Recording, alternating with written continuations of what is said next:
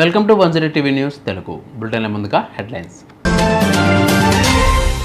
భారతదేశంలోనే మొదటిసారిగా సంక్లిష్టమైన బ్రెయిన్ ట్యూమర్ సర్జరీ.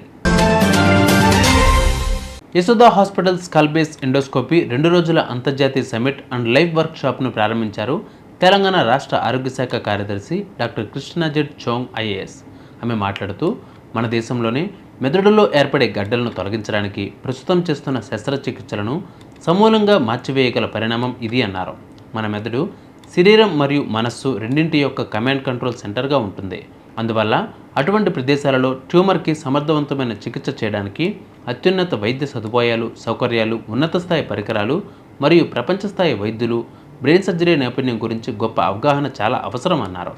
బ్రెయిన్ సర్జరీలను ఇదివరకు ఎన్నడూ లేనంత ప్రభావశీలంగా, సమర్థవంతంగా, విజయవంతంగా రూపొందించిన neuro endoscopy skull base surgery ఇందుకు కారణం అవుతుంది అన్నారు.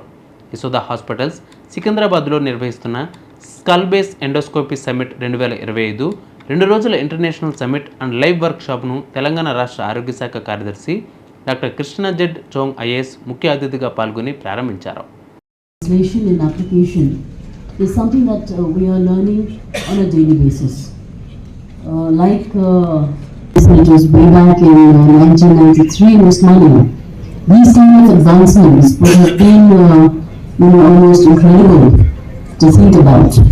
Things are pretty much basic back then, and it was largely committed medical workforce that handled most of these emergencies.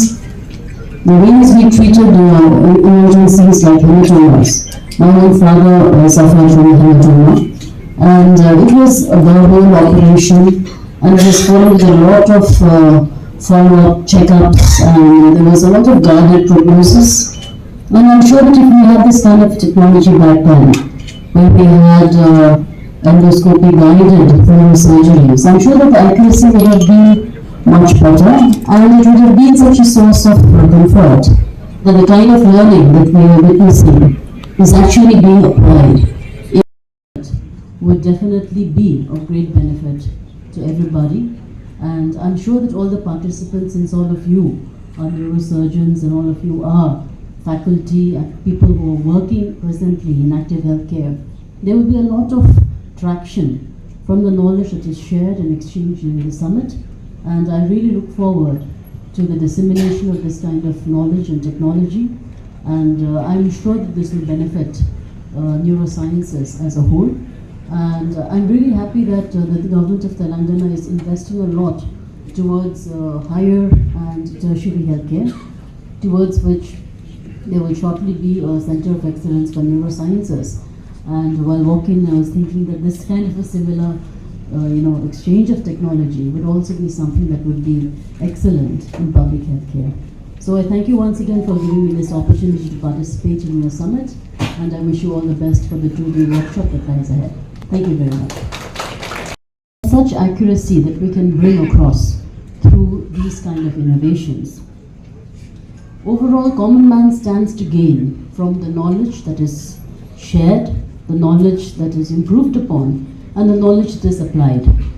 Government is always here to facilitate, because we would like to ensure access to the latest innovations, and this on a larger platform, not only in private healthcare but in public healthcare, would be something that would be of great benefit and value to the citizens of Telangana.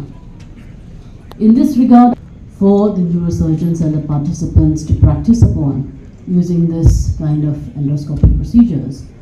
And while walking in, we also saw the robotic endoscope, which was fairly accurate in the kind of trajectories that were mapped, and ensuring that there was accuracy.